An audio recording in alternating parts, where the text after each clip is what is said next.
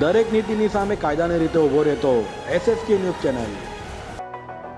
કાપોદ્રા પોલીસે પેટ્રોલિંગ દરમિયાન પોકેટ કોપ મોબાઈલની મદદથી ચોરી કરેલા ટેમ્પા સાથે બે રેઢાઓને ઝડપી પાડ્યા હતા. કાપોદ્રા પોલીસ મથકનો સ્ટાફ પેટ્રોલિંગમાં હતો ત્યારે બાતમીના આધારે પોકેટ કોપ મોબાઈલની મદદથી ચોરી કરેલા ટેમ્પા સાથે બે રીઢા ચોરો રવિન્દ્ર શંકર જરારે અને ભાવેશ ભીખા લાઠિયાને ઝડપી પાડ્યા હતા અને તેઓ પાસેથી ચોરાયેલ ટેમ્પો કબજે લઈ તેઓ વિરુદ્ધ કાયદેસરની કાર્યવાહી હાથ ધરી હતી.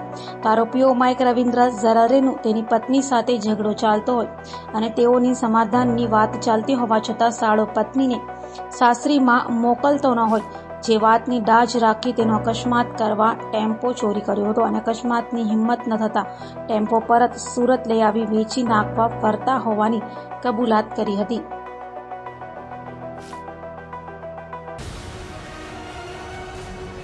દરેક નીતિની સામે કાયદાની રીતે ઊભો રહેતો SSK ન્યૂઝ ચેનલ.